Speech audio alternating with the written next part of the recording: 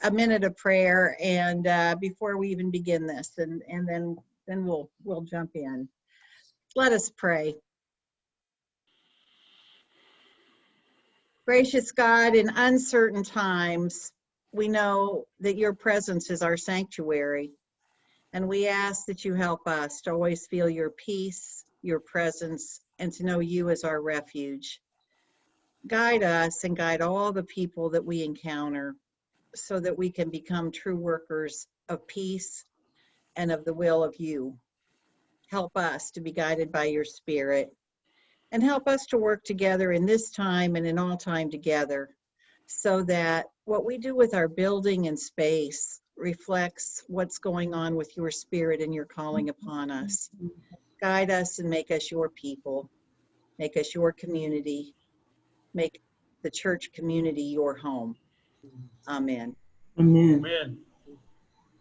Well, all righty, folks. I just wanted to begin by saying, whenever a church begins a big building project, as we are, one of the hesitations and question marks we all have is, do we need this? Because it's a lot of work and a lot of expense.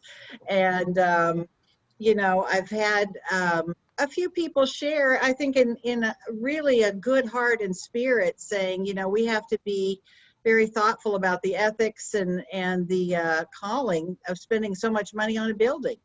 And, as we've tended to be a little bit low on spending on the building because we like to put our money into mission as opposed to polished floors. We're more concerned about the people in the building than the floor shine or the, paint trim of what they're walking into. But, as we've gone through this project, and some of the thinking that's led up to it, it's just become so abundantly clear that a lot of the mission that we want to do is being curtailed by the building itself. And of course we have the obvious reality, to be honest, that our existing, at least half of our existing staff will not be here on staff probably in 10 to 15 years at least. And you don't want to start dumping a lot of building repairs and getting the building in shape and accessible to absolutely new staff and all that. So I will say I feel some responsibility, if not passion. I think all of you know me well enough to know I'm not the, oh, let's renovate the building kind of person. And but I want you to know, I really, part of the reason for the timing of this and everything else is to think about, let's get this building in really nice shape so that when a new era of leadership is taking over, they can do what they want to do. And I want us to all be clear, none of this especially is about aesthetics. We want the building to look beautiful because I think beauty is a sign of the presence of God. I mean, I think it's an important trait, but none of what we're doing is just trying to make this out to be the most beautiful, expensively beautiful, sanctuary in town. I mean, all of this really has a mission edge. You're going to see some changes today in the designs as they were presented when we initially started. And those changes have really come from two things. One is more dialogue, looking at some of the implications of the design with the architects. For example, things were starting to look very crowded in the back parking lot as we actually, drew out sketches. So some of it is having had more time to think and to talk and reflect and to actually look at designs. And then the other piece is the reality of COVID-19, which, we're praying will be something gone in its particular manifestation in a few months, but the reality that some of the changes brought about by COVID-19 may be lasting, and we aren't exactly sure of how that's going to play out over the next year or two. We know already, though, that it's changing our hostel, which has been closed. It's changing how people look at group stays and the kind of facilities we need to ensure everybody's safety for that and some of those issues. So, I just wanted to say, so that we're all really kind of on the same page with what we're trying to do here. One of our huge goals in this renovation is accessibility. You know, we have a building where literally every floor is on a different level. And accessibility is not only part of our mission, but it's really important in terms of having as many groups and people and activities in the building as we want. But it's also a justice issue of who we allow to participate. So accessibility that we see through the elevator and some of those kinds of things. Secondly, hospitality. You know, if you come to the church in the morning, and this is pre-COVID time, but you're watching people start lining up for our lunch at 9:30 in the morning. And when the weather's bad, it looks like one of those old lines from the Depression era of people lined up for their bowl of soup out in the rain, sometimes out in really cold weather in the sun. Sometimes people are literally hanging on to the pole to get the shade of the pole in the hot weather. And so some of this is to create space and welcome for folks that want our facilities. And so a genuine sense of hospitality.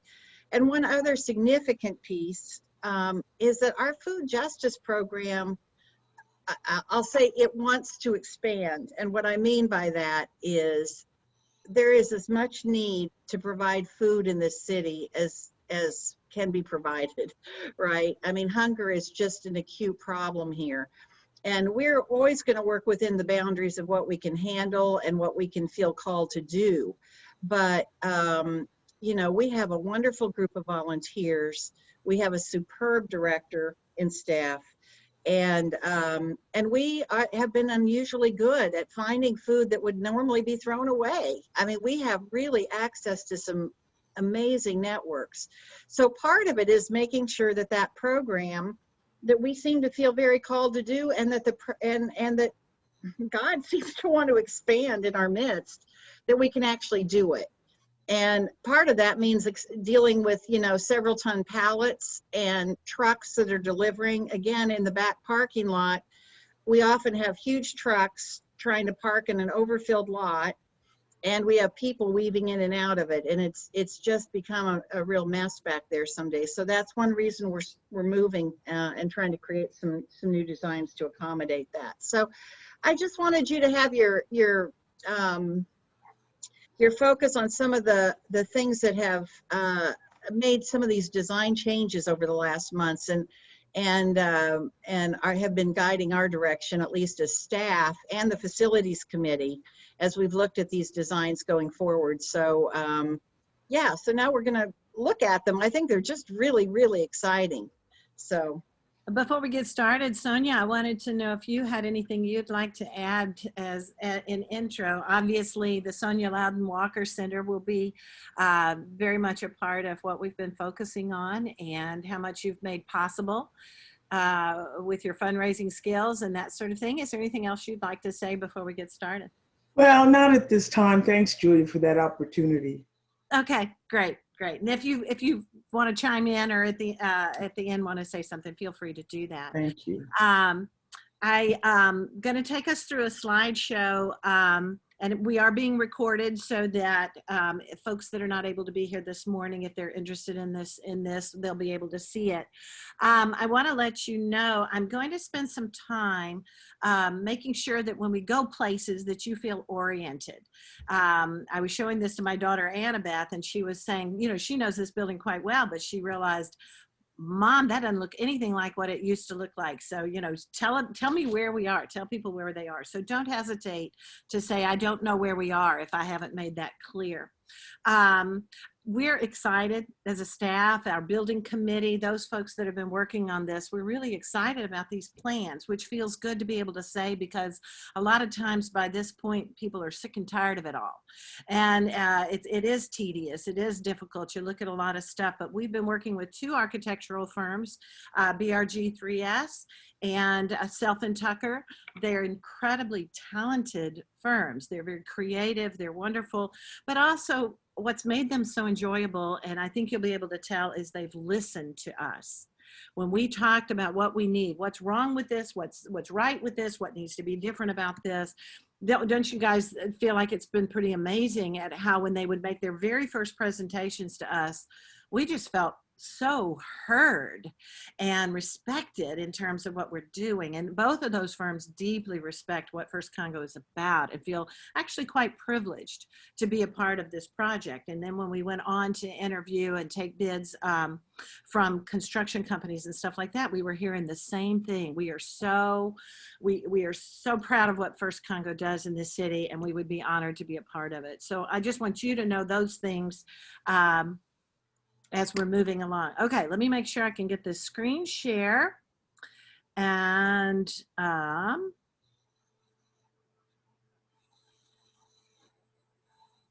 okay, can y'all see this? Somebody, Yes. yes. Okay. Yes. I'm going to minimize our pictures so that we don't be in the way. I wanted to start us somewhere that's incredibly familiar to us, because especially those of us who are coming to the church a lot are probably 99% of the time coming to this back parking lot. And just as Cheryl said a minute ago, this was one of the first things that we talked to the architects about is it's just a mess back there. It not only isn't very pretty because we inherited a building that wasn't in best shape. The doorways are, you can see even just looking right here, I see 1, 2, 3, 4 different doorways and not decent signage, and people don't know where to go. So that's been very difficult.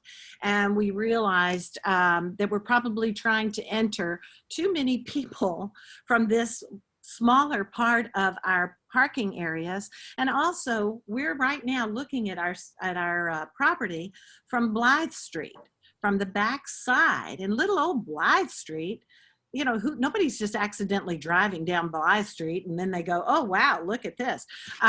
We realized that we needed to make sure that our Cooper Street entry was much more obvious and much more usable. So anyway, we're starting right here, and you can see already that there is, and you can see my little arrow pointing.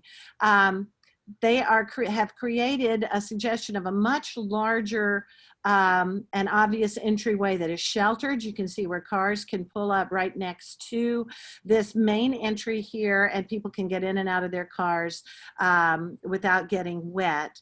And so let me click on what that's going to look like from the ground level, and which is what you'll actually be able to see. Most of us are not flying around in the sky most of the time. And this rather took our breath away when we first saw what they were suggesting for us, because as we know, we love organic materials, we love color. And so as Cheryl was saying, thinking in terms of accessibility, if someone is dropped off, you can see where my arrow is over here to the bottom right. If someone is dropped off here that needs accessible entry, where this lady is right here, coming right under the walker sign, that is a ramp that takes them straight into what is the basement area of the middle building.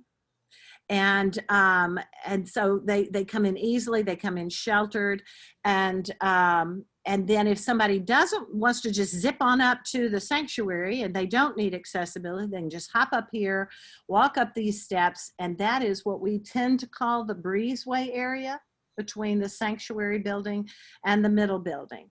And so you can take that route. The steps that I want to remind you that everything you're looking at today is a proposal. And so the elements that we use may change. Those of us that have been working on this are very happy at this point with the elements that they are showing. But it's not necessarily going to be this kind of slate tile and that sort of thing. So, you know, you're more than welcome. And I would even suggest that you use your chat if you want to make some comments while I'm going along so that I can kind of keep moving along. But if you especially like something, that's great. If you have questions about something, feel free to write that in. If you're not sure where we are, speak up and say, Julia, I'm not oriented, so that I can make sure you are. So anyway, it's a beautiful entry. It's well lit at night. Let me click another version of it. This is a nice sort of plaza area that they're creating. You can see seating areas here. There's seating areas, even seating areas on the steps that are built to be sat on. We just want people to be able to congregate and meet each other and wait for their rides or whatever. It's well lit at night. One of the things you're noticing is this beautiful artistic element here that just adds a little color.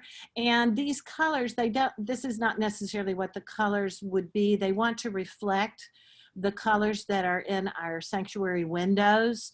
One of the architects said it would feel like you're actually really bringing your sanctuary outdoors, so that as soon as you get even close to this area, you're feeling like you're in the sanctuary.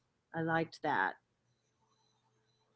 This is a little bit closer going in to the basement level. This would be what we call the yellow doors right now.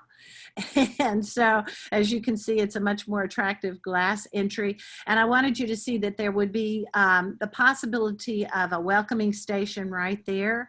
And this, when someone is on the welcoming station, then you can walk in and they can, as this young man has, and ask for directions and that sort of thing. There's also the possibility of a screen that would be an interactive screen, that if someone's having a meeting in a particular area, or they're waiting for Mrs. Jones or whatever they're doing, that if no one is sitting here, you could actually just look at that screen, hopefully, and be able to see where it is you need to go. One of the things that's hard about signage is that when you determine signage and you make it permanent, it's very expensive and difficult to change it, and that's why things start looking really ratty, because people say, can I put tape this up on the door and stuff like that. If it can be interactive and ever changing, then it can be much prettier as well, and less junky looking. I'm going to keep moving us along. Let's say that you're this couple here and you have just walked in and you've said hello to the greeter, and you're walking forward down that hallway. And it's going to look something, we hope, like this. Where you are right now is entering the area that right now looks all burnt out and dirty and black, and has been that way for now about 2 years. This area that's glassed in right here, that's what we've been calling the hub.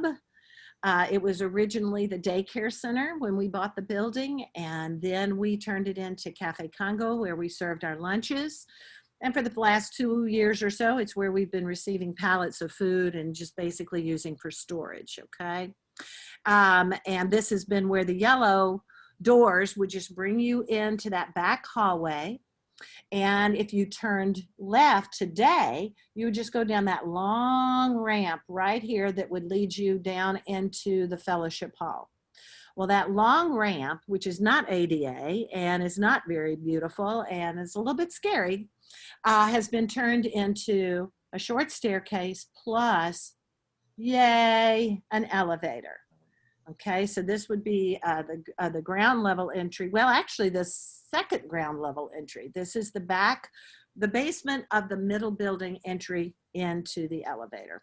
Okay, and we'll be seeing the elevator in several different photos. So this is if you were coming to church and you needed accessibility, you would come in those lower doors, hop in this elevator, go up to that breezeway area straight into the sanctuary. You could also go all the way up to the second floor where the Pilgrim Center Counseling Center is and the offices that are up there, okay? If you wanted to go to lunch, you take down those steps or down that elevator and go into the dining hall. This doorway here is new.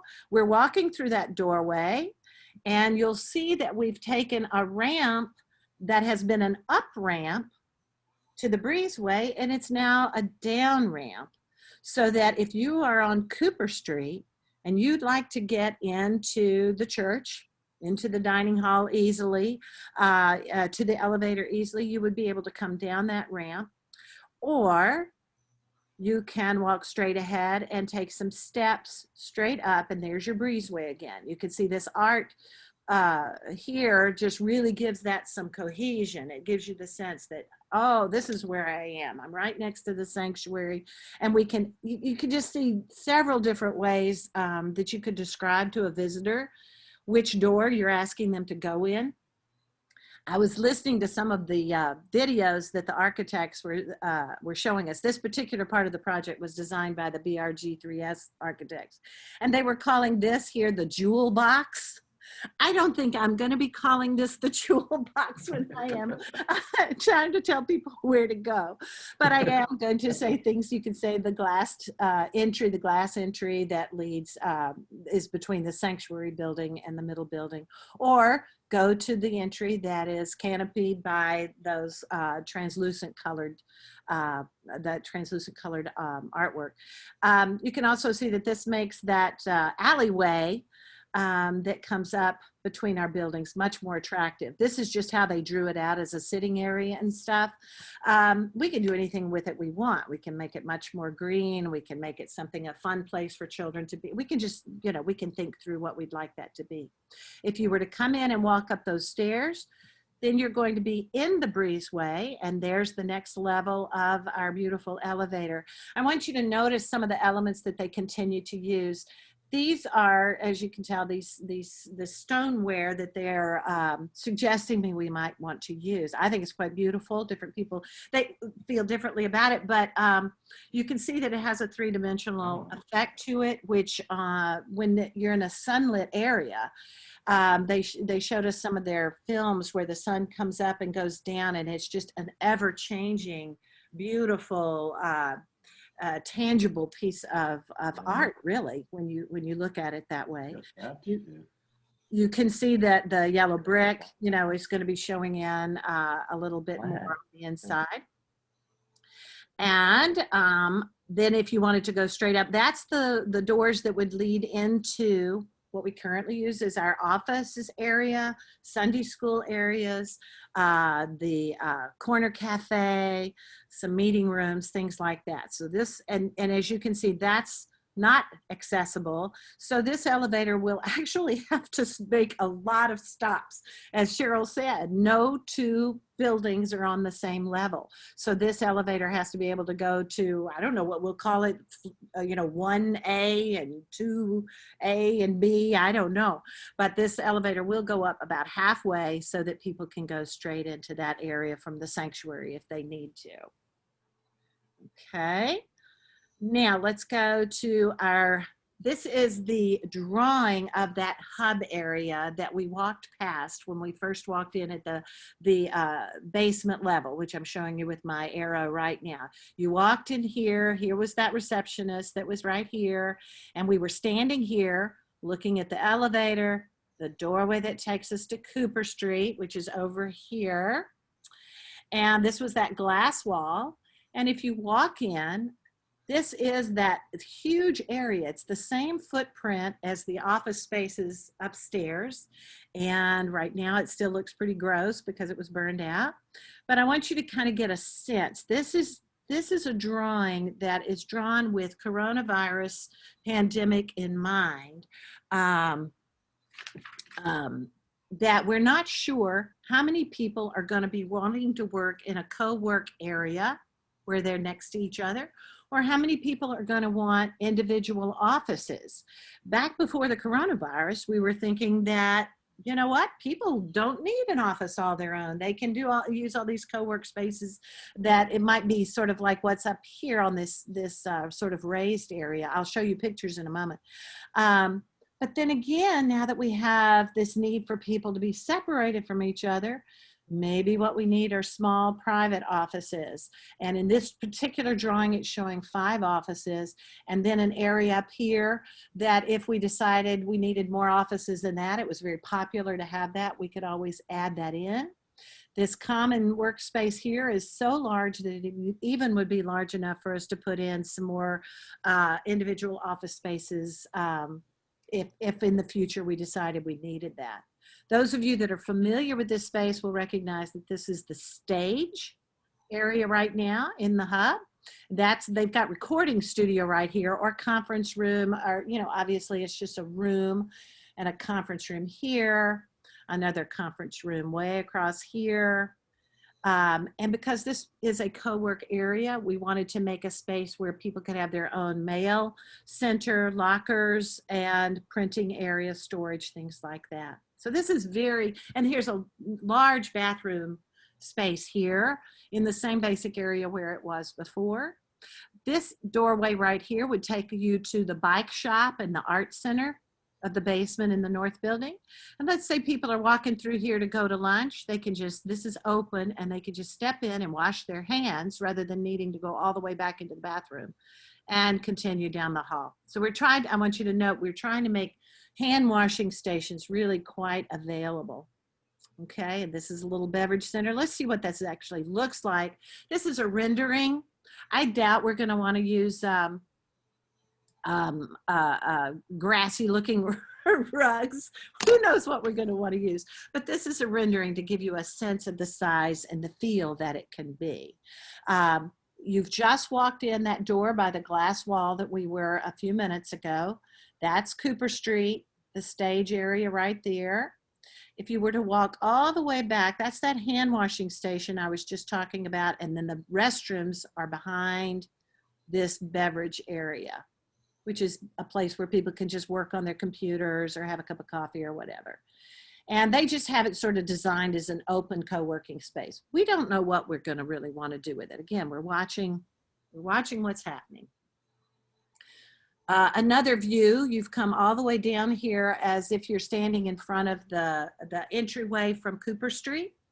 And you'll notice what they've done, I like this, is that they have taken the stage height and just pulled it all the way around to make sort of it gives it a bit of a different dimension, a raised area. And there would be a ramp right over here to make it all accessible to people. Catherine informs me that there are people who are putting questions on chat, and that's great. I'm going to come back to those once we've walked through the slides. Okay, so I just want people who just want to see the slides to be able to do that. But this again gives you a sense of the expanse and the creativity and the thoughtfulness that we're going to be able to put into what do we want to do with this space. And First Congo, for a couple of years, we might be doing something like this kind of a co-work space, or later on, it might become a whole different thing. But this kind of architecture allows us to be thoughtful and free-floating in what we're doing and be creative as God calls us to be. All right. I'm going to take us back to where we just walked in. This is that glassed-in area that we walked in. I want you to be able to see, I have this perspective on here so that you can see, let's say you've been working or meeting, or you met somebody at this entry, and now you can go out front, you can go anywhere, any floor from this elevator, or go down to the dining hall area. Whoops, I need to go back. No, that's correct. So that is an area that was designed by BRG3S, and it addresses the hub and the entry, the breezeway areas, the entry from the front and the back. Now we are looking at a new picture, which was, we're in the area that was designed by Self and Tucker. And they have been working together as well. So there's going to be cohesiveness in all of the design concepts here. But when we were, as Cheryl told you earlier, when we were looking at how busy that back parking lot is, and that during the week, this south parking lot, you're looking at the sanctuary building from the south, that biggest parking area that comes right off of Cooper Street, that nobody parks there very much during the week. And that's just such a big waste. And a lot of our people who come to the church during the week are coming both for lunch down in the fellowship hall, and they are also coming to the ever-growing Hope Works adult education for people to get their high school equivalency. And volunteers are coming to help in the kitchen, just all kinds of reasons that they're coming. And they park over here, and they can't get in. So this is kind of like a beautiful subway entry, if you will. It's a covered entry. It draws your attention. It's quite gorgeous. It sticks out. And when people walk in, they are walking into, again, back to these elements with the wood on the ceiling and this beautiful stoneware. And this young man is waiting for a ride or waiting for someone. It's a nice place where you can see where you are. You can watch for somebody. And also at night, you're in a safe environment. You're behind a wall, but you can be seen and you can see. Right here, this is a lift. Now we are contemplating the possibility that this would really be more like a regular elevator for accessibility straight down into the dining hall area, the basement level of the sanctuary building. Okay, and so just see that as the accessible entry, whatever that's going to look like in the future. Again, here's what it looks like at night. We want it to be a very obvious entry.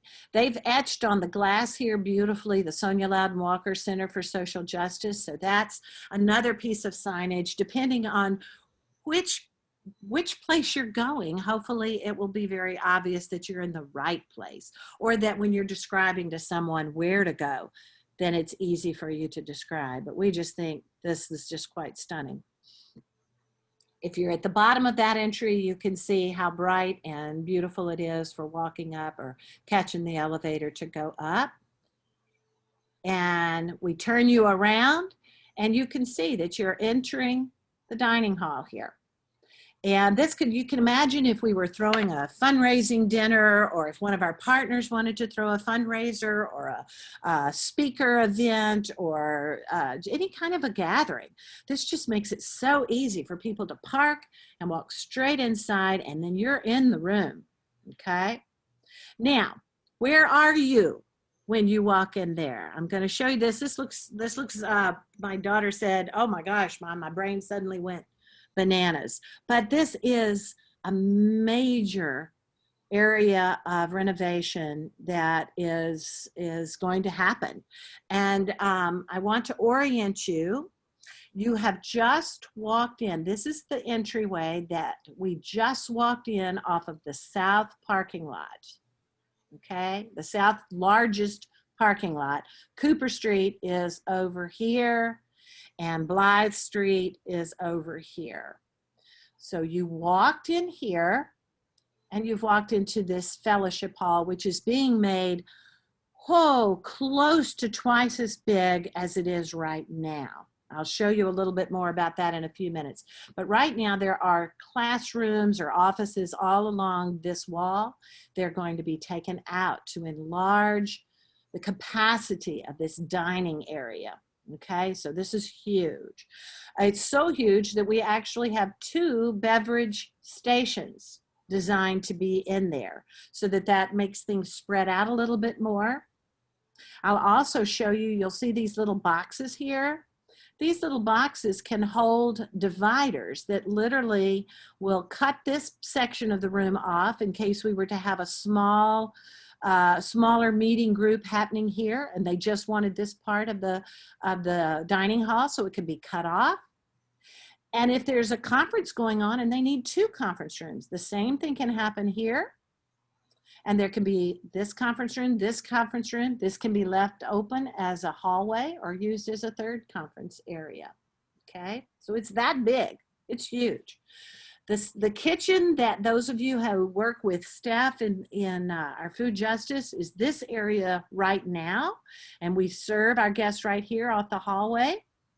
Well, it's getting ready to get this much bigger. So there's going to be a lot more space for people to work and not be, bumping into each other constantly. There's going to be more stove area, oven area. There's a walk-in chiller and a walk-in freezer right here. A big dishwashing area right off the dining hall so that people can drop off their dishes. This is where meals will be served, the hot wells and the cold wells. These vendor racks are racks that can be moved all around wherever you need them to be to take even food that's been cooked in this kitchen, could be even taken all the way up to the 2nd floor or anywhere in the whole building that we might want to take it, because we have this nifty new elevator. This space right here, you may remember it. Right now it's being used as the storage area for Mariposas Collective. Previous to that, we used it as food storage for Food Justice Ministries. Originally, we used it as Maggie, kind of depending on how long, the Memphis Area Gay Youth, how long you've been with us. But this is going to be entirely food storage and food receiving for all of our food justice ministries. As Cheryl said, it's growing and growing and growing. This is a little freight elevator, if you will, that when trucks pull in on that south parking lot, the food can go down into this storage area, which is below ground, okay? And then there's these ramp areas that will take it up into the kitchen, or even we can haul food directly to this area, which is where our pantry, our food pantry is going to be housed. You'll be able to see a picture of this in just a moment. And then the bathrooms, instead of being way tucked back here and hard to find and dingy hallways and that sort of thing, it's right here, right off the fellowship hall. Lots of restroom area. These are going to be those little privacy closets where it can be men or women. Anybody will be in privacy there.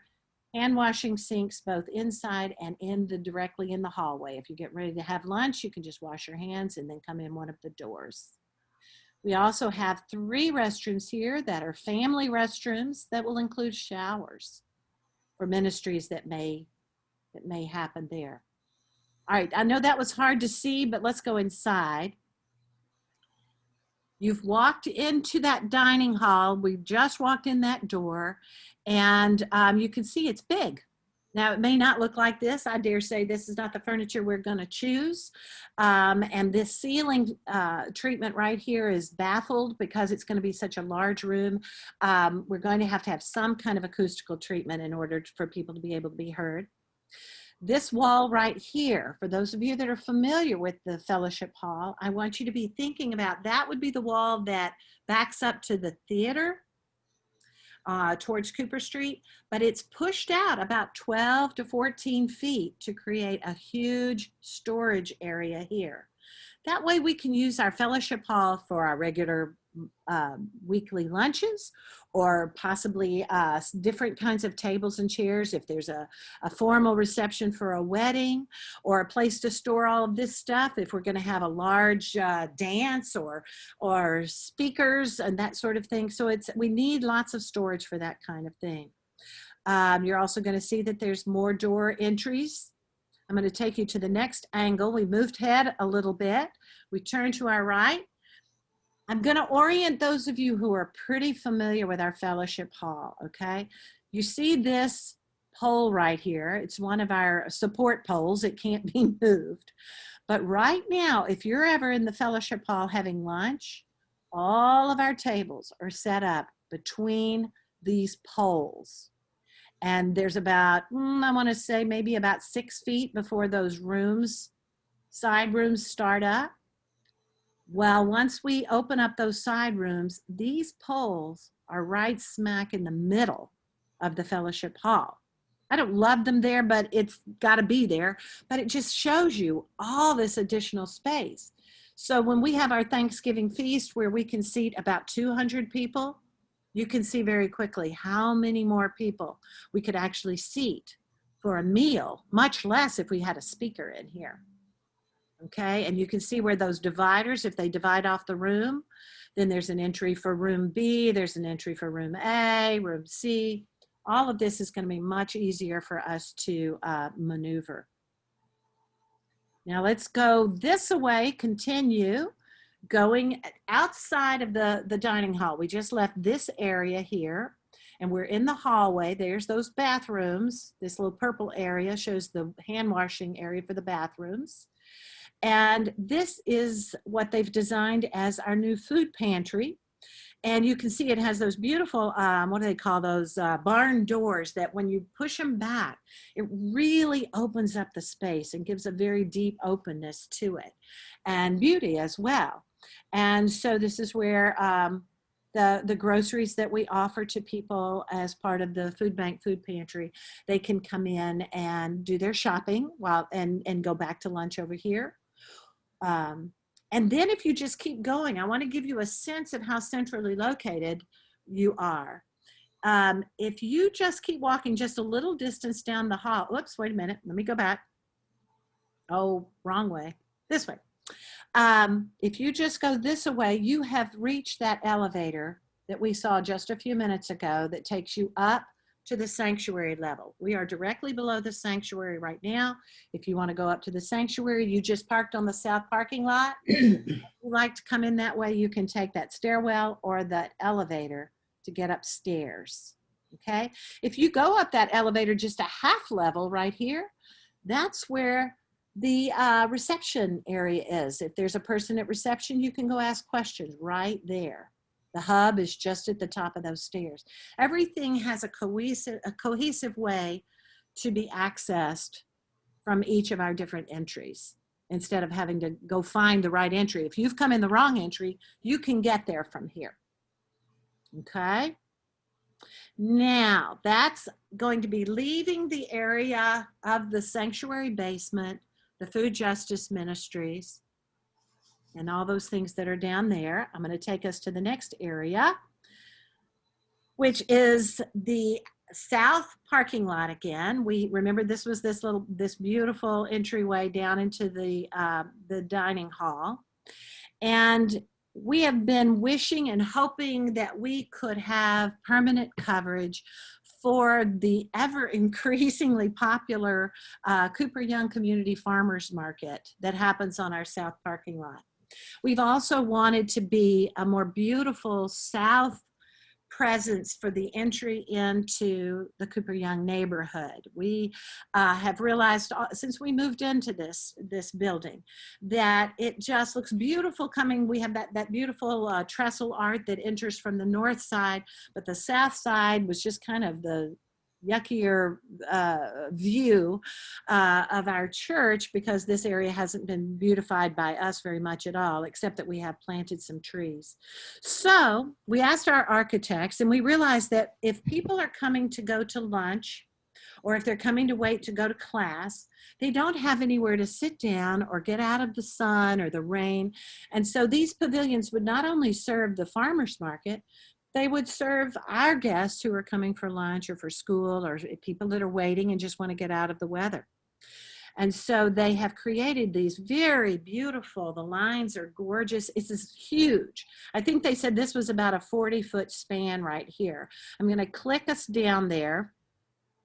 And you can see how the farmers market will fit beautifully in there and create a strolling space for the shoppers that is entirely under the pavilion.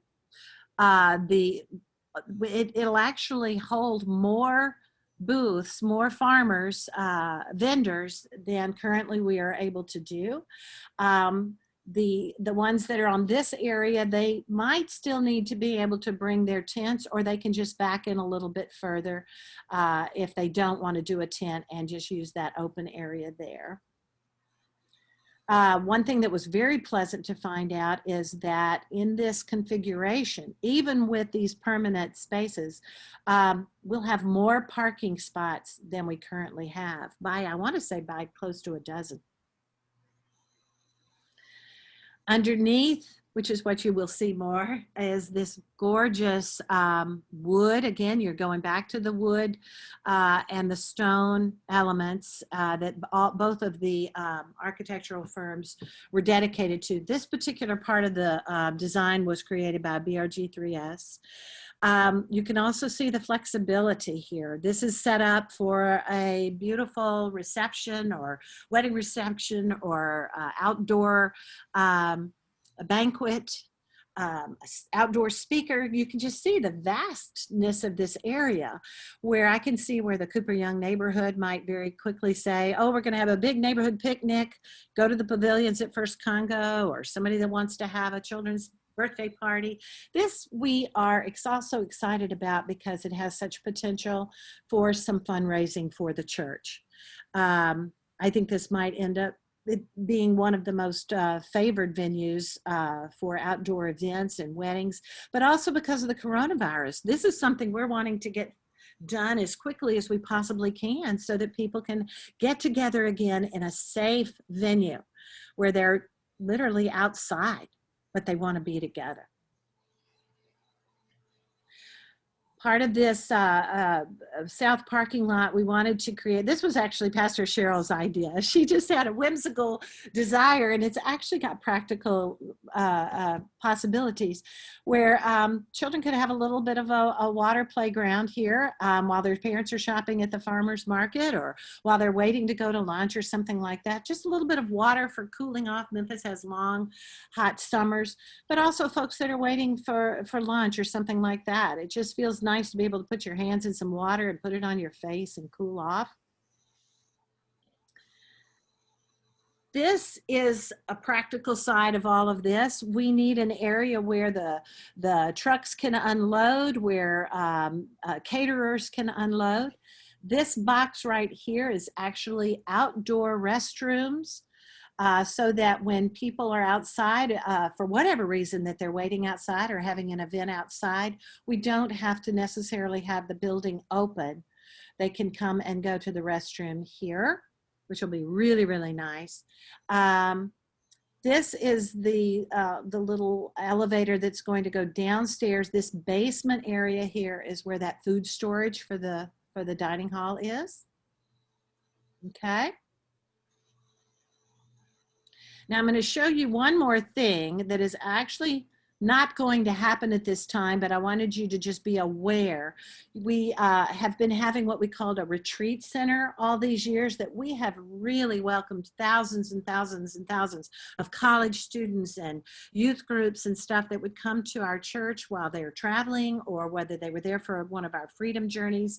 And we have focused on taking that and adding it to the hostel area on the second floor of the middle building. So the Self and Tucker architects went ahead and they have created a concept for us. If the day comes when people really are going to be sleeping in bunk rooms together and being in this close quarters together, we have this design. It works beautifully, but right now it is not slated for us to do. This is in our dream capacity. And for the time being, we're going to leave this as it is right now. All right, I'm going to take us back to the very beginning. I'm making you dizzy, I'm sorry, but I don't know how to do that otherwise. Okay, and I'm going to open it up for some talking. And if somebody wants to refer back to another slide or ask a question, we can do that now.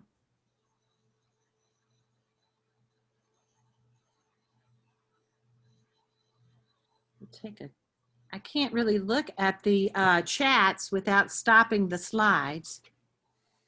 So the breezeway area, I think of it looking like an atrium. Uh-huh. I mean, that's the word that came to mind, and it's gorgeous. Yeah. And even though it's open to the air, it still has a feeling of being canopied to me. Mm-hmm. Yeah. Julia, would you like me to read some of the questions from chat to you? Oh, perfect, because I can't see them. Mm-hmm. Okay, let me do that. Because we had some really good questions. Oh, good. Okay. So Joe Pfeiffer has asked, where there's grass and bushes, will there be some kind of an irrigation system in place? I'm going to assume so, because in the area on the off the south parking lot, when we put in those trees that Sam Griffin helped us design and put in, there is irrigation there already. So we've had to be cautious, thoughtful about that. I don't know how they could survive out here on parking lots if we don't have some level of irrigation. What that is. Yeah, okay. But yeah, and we'll be tearing all that up anyway, so there's no, I mean, it won't be that hard to add something in, I wouldn't think. I wouldn't think so. Mm-hmm. Okay, since security has been an issue, how will that be addressed, especially with the door locks and access? That's a question for anybody. One of the things that that Steve Williams, who is our project manager, has been talking with me and Mark and some of our designers very closely about is the issue of security. And, you know, I think that obviously doors that aren't being used as much as other doors, you know, need to have very secure locks. This is the entry to the hostel that we currently use. We have really found that our code system works really well. And when we change our codes, we have essentially completely relocked the whole building.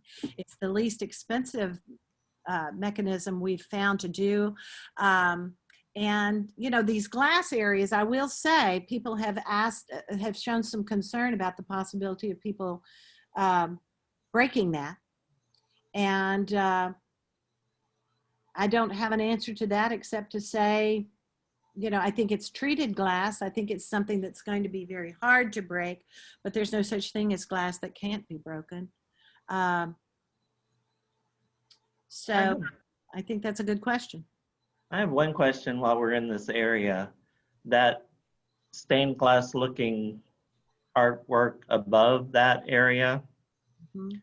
what kind of material is that? Is it a flat surface? I believe so, Terry. I think it's probably made out of some kind of, I'm guessing it's made out of some kind of plexiglass. He may have actually said that. My I concern know is, they told us, but I can't remember. But they have told us what they plan on making that. my And it is concern, slanted. oh, it is slanted, okay. Oh, good. Yeah, my concern is that if you're supposed to be able to see up through it, it just seems like it's going to attract a lot of leaves, dirt. How do you keep that clean? That's a great question. I'm going to write that one down. And I'm going to piggyback on that same thought. The top of the breezeway entry is very beautiful because it's glass and it creates an atrium effect. But that horizontal surface is going to be a pain to keep clean because even rainwater won't be able to wash the dirt and grime off of it because it will dry, and it is going to be a difficult area to try to keep clean. So I don't know whether if the roof of that entryway area could be slanted so that rainwater can help wash dirt off of it. Uh-huh. Thank you. Mhm. Thank you for that, Tim. Yeah, I'm writing this down. These are questions we can address. Another question, is the restroom area ceiling closed all the way to the main floor deck or open? It looks open on the rendering. I think that's from that hub area. Okay, let me go find Yeah. that. Oh, I know what you're talking about. Here. Yes. Okay. Yeah. I do believe that those it looks open from here, but we addressed that when we had our previous restrooms. We put in a false ceiling right here because you need that sort of privacy, you know, and containment and that sort of thing. Odor containment. Thank you. Thank you. Yes, I agree. Has ventilation, heat, and cooling of the entry been addressed? Oh, yes. And addressed and addressed and addressed. Let me take you to, I'm going to take us to this one here. Let me go back. Yeah, we're in this one. We're still in the, how do we do that? How are we going to handle that? And it's going to be the same thing over on the breezeway area. Steve Williams, as I said, our project manager has really raised he says, this is just going to be a big hot box. And so how are we going to address that? As you can see, once you go inside, it is going to be a solid roof. So that will keep it that much cooler. We've talked about the glass being tinted so that it's not just the, you know, the most, it helps, you know, keep the sunlight from being quite so hot. Well, we've talked about the possibility of creating a way to open this area here so that air can flow through, the possibility of some air fans that will take the hot air out, and the possibility in this down at the bottom area down here actually putting in a small HVAC unit that will serve only this small area. I've been trying to encourage that we don't just create a terrible energy, sucker, expensive and not good for the environment. To keep a hot box cool. We don't need this to be, people aren't going to be playing a game of checkers in this area, so we don't need it to be so comfortable that you could just hang out. But at the same time, we don't want it to feel like you just open the doors of a hot car. And so if anybody has any, we're really all, the architects and the manager, the project manager and us, we're all looking at ideas for what other places that have these kinds of entries, what have they found to be the most efficient way to keep them temperature comfortable. And I think, Julia, the insulation on that roof would be really important. Yes. As well as the glass being a certain tint. Jimmy Tucker described that roof would be that wood there, and above that wood would be a layer of insulation, and above that insulation would be a probably some kind of corrugated metal roofing or something like that. Well, and the thermal efficiency of the glass is going to be important, because the more thermally efficient it is, it will block out, especially the west-facing glass. Yeah. The interior heating when you want it cool, but it will also keep in heat during the cold weather time. Right. And of course, because this is a tunnel that is basically on a slant. In the winter time, when we have heat in the dining hall, the heat will want to rise. So there'll be a certain amount of natural warming happening when those doors are opened. In the summertime, quite the opposite. The heat is going to want to stay right up in here in this box. It's not going to want to travel down. And so yeah, now the trees, the effect of these trees that you see, they're actually on the glass. That was an architectural, a beautification element, while at the same time, it was to possibly mitigate some of that harsh sunshine coming in as well, that would still be able to see in and out. And that was just one concept that they used. They also kind of proposed that it might be a neat opportunity for different kinds of artwork that performs two functions. That was just the one they came up with. Let's see, we had a question about how the Voices of the South area of the theater might be affected by the fellowship hall. Actually, let me go down in there. Okay.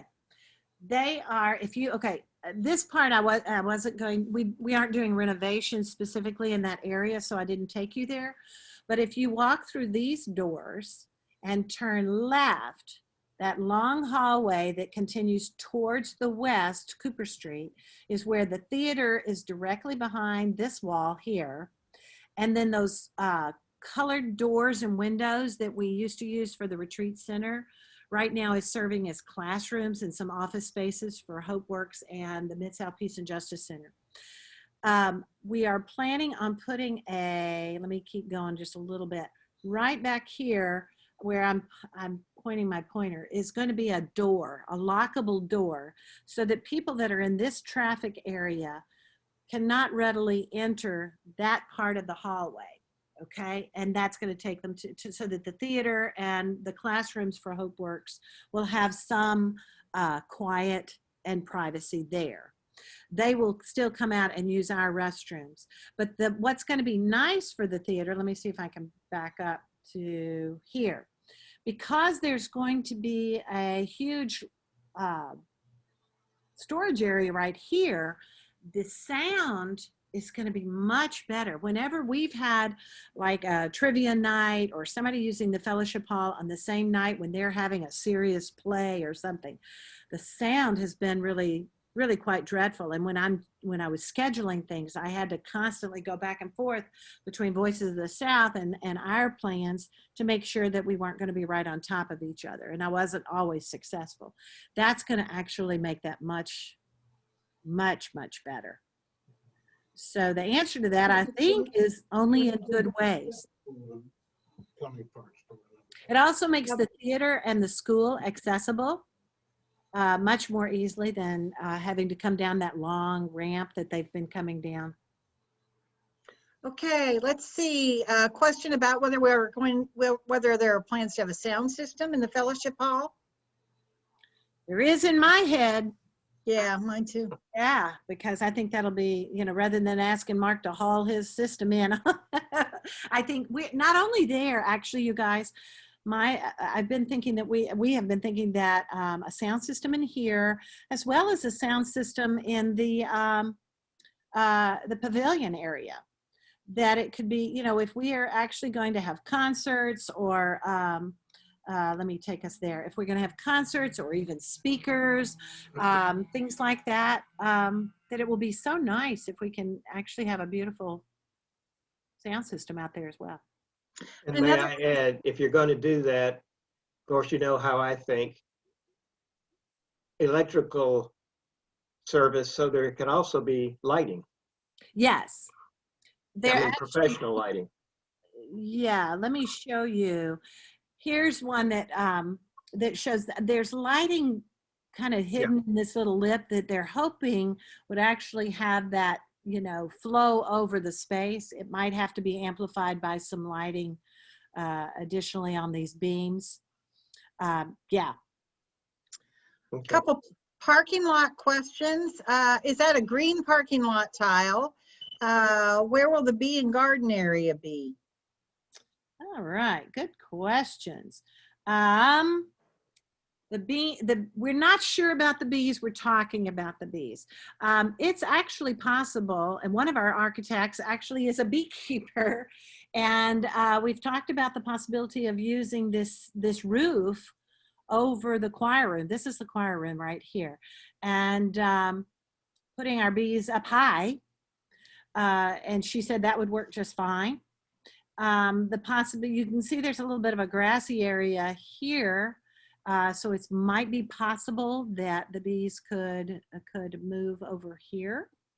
But you can imagine that Keith and Mark and folks are really caring about where those bees go.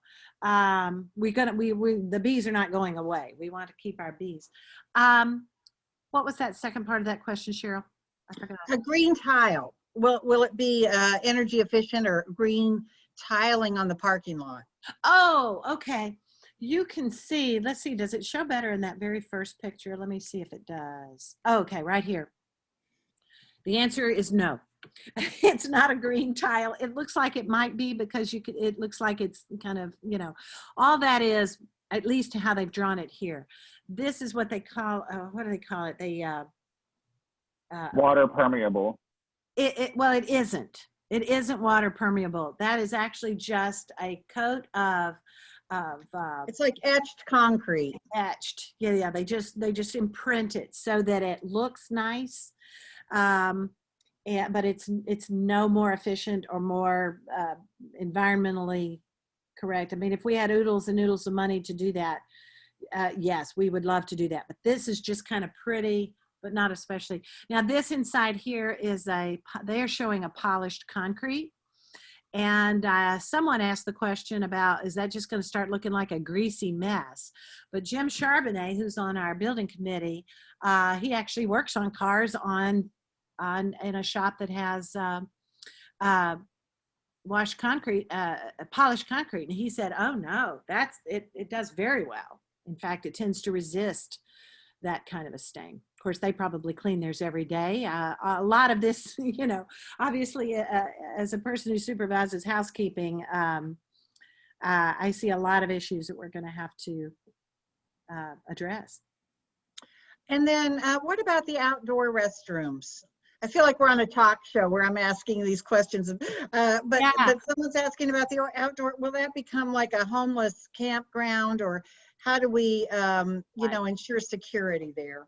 Well, let me take you, first of all, here you are when, let's say we're having an event right here. That's where those restrooms are. You can see that they're just across the parking lot there. When we are not in use, obviously, to the public or to an event, they are going to need to be locked up. This entire area, I'm glad you asked that question, is fenced in. Let me go back to this. This is just a rendering of the fencing. But because we're creating this entryway and this covered area, you can see how quickly that could become campgrounds, during the night. Use for parking if that's a wall across there. Is that a question, somebody?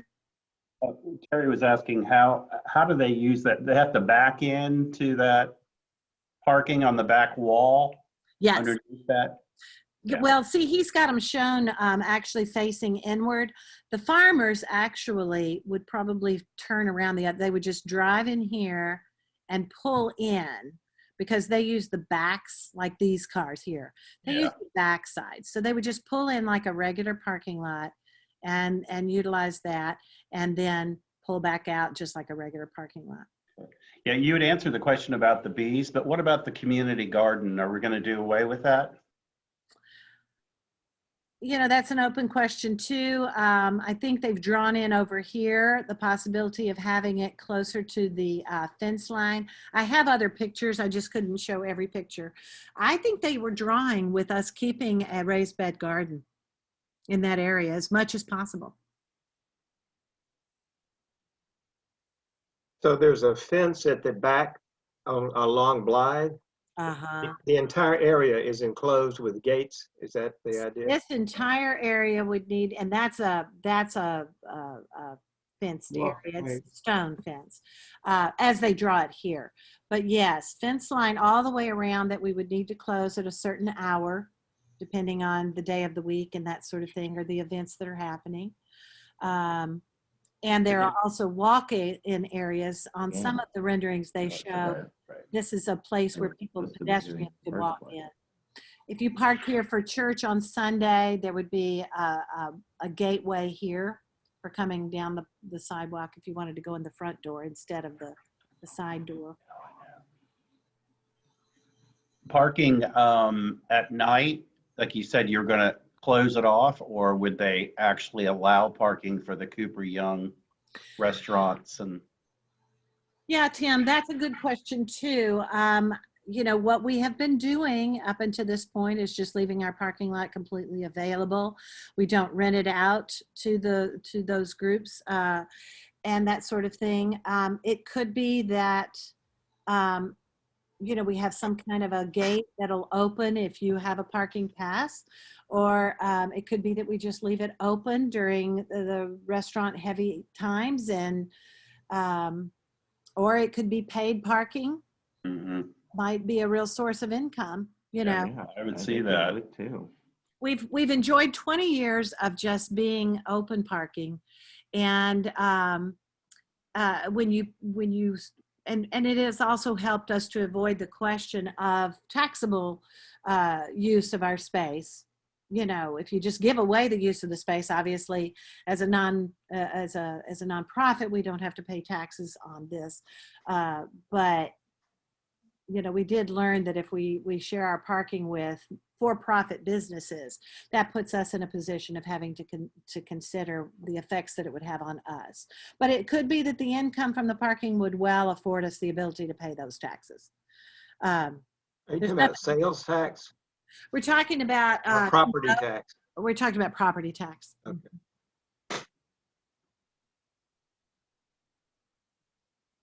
I think that's all the questions that I saw. Let me know if I missed something. where's Cheryl's helicopter pad? Hey, I know.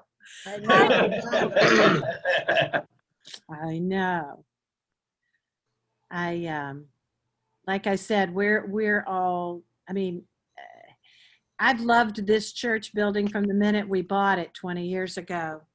But the idea that that we actually have the means through the excellent fundraising and the ideas, through the visions of Pat Lawler, who said, you guys are doing amazing stuff and you can do it better.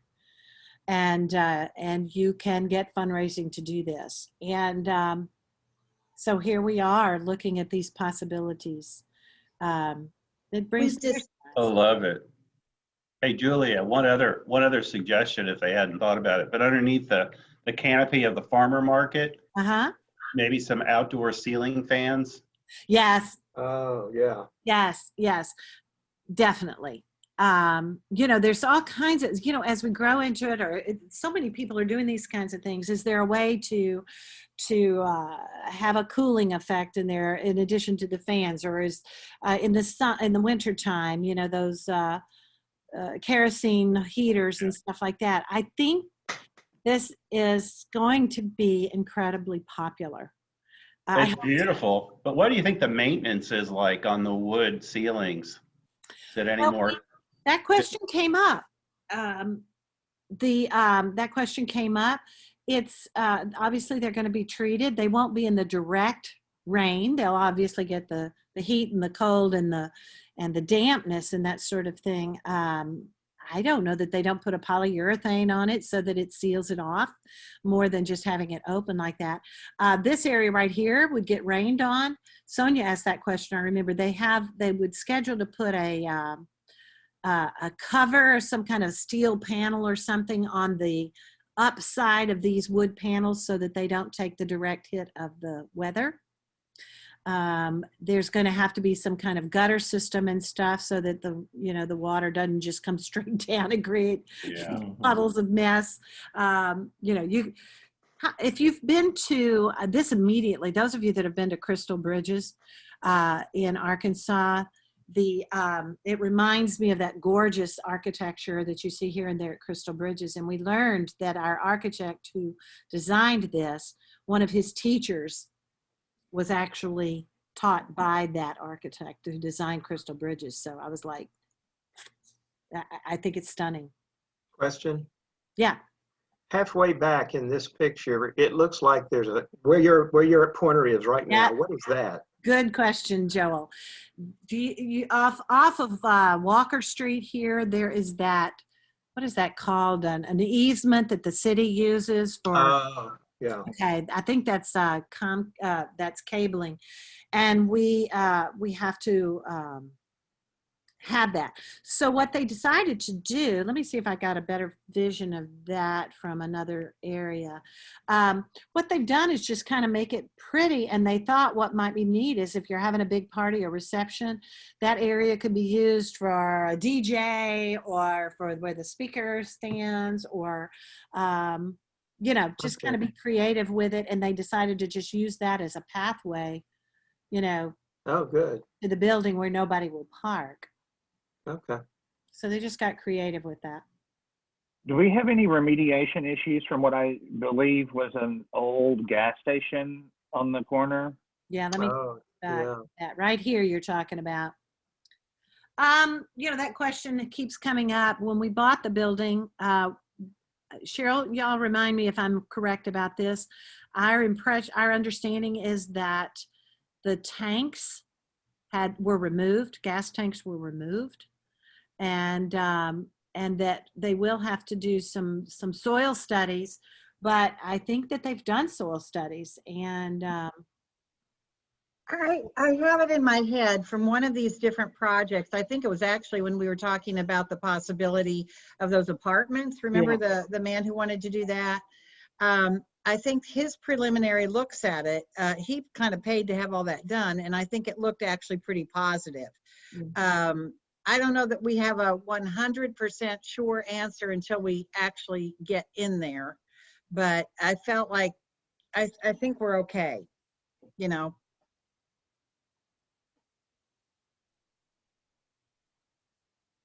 We've hired, or we're going to hire a contract with Tabor Grinder as our general contractors.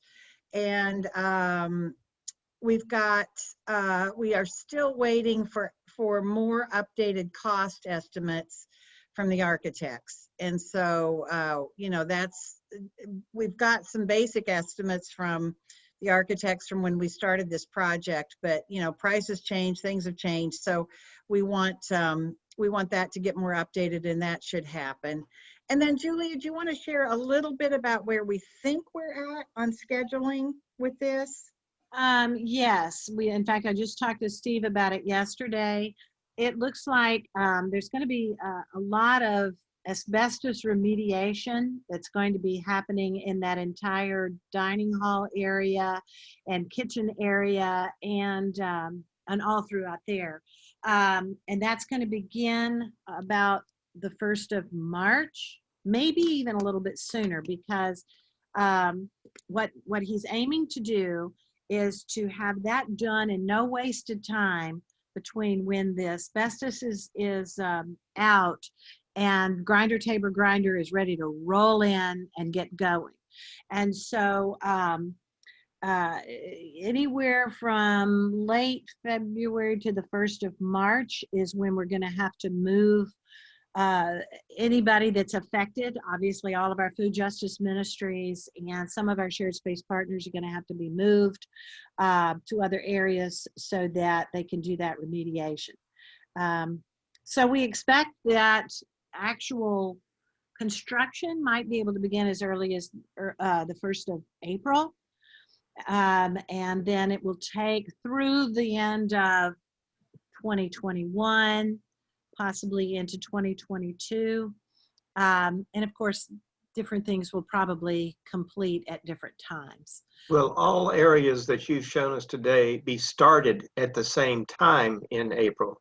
Well, that's what we've asked from Tabor Grinder. One of the reasons that's a large company, as you know. They've done some huge projects in Memphis, and they have high capabilities. And one of the reasons we chose them is because they would have that capability, and plus because they have the capability to purchase all of the supplies at the beginning, because a lot of times what holds up construction is waiting for an I-beam to get here or waiting for the wood and stuff like that. And they have the capability to purchase it and store it and only bring on site what they are getting ready to use. And so you can see how that makes a project go faster. And that we just kind of said, we want to hold our noses and dive in and just get this thing done so that by as early in 2022, we're fully going, as opposed to dragging it out over 2, 3, 4 years. And that's, of course, one of the positives of that is that we have a lot of money in the bank that we can go. How is this going to affect the food ministry while this construction is going on? Good question. And we think we just figured out what is going to be the best thing to do. We're going to take food justice into the sanctuary.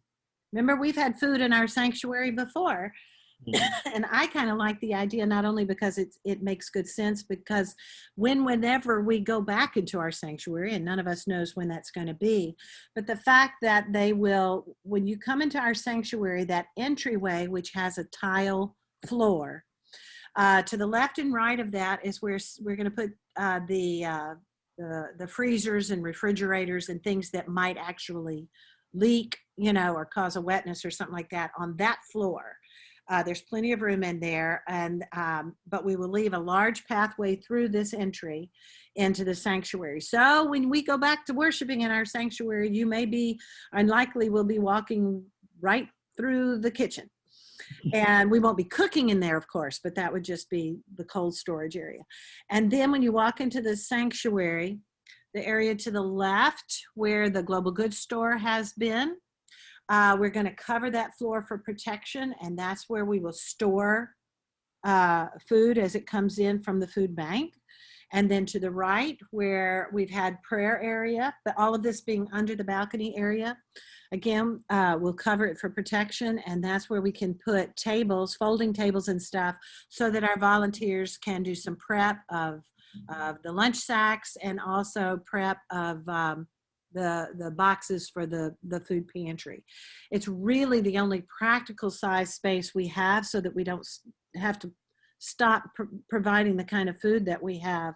We don't even have to hesitate to continue our food justice ministry until it's ready to move back downstairs.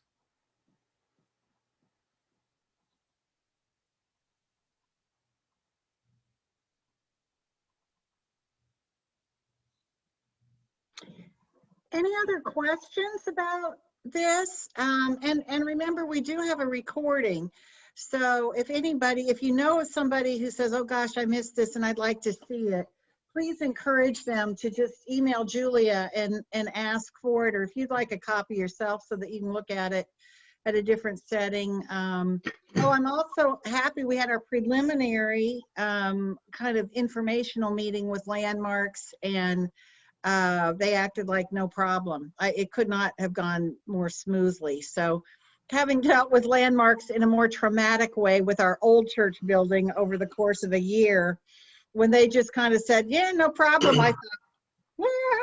I believe So, they actually used the word congratulations. yeah, it was a 2 or 3 minute discussion, and it flew by, and the formal vote will be at the end of the month. So we're zoned so that we're half commercial and half residential. It's a little bit goofy.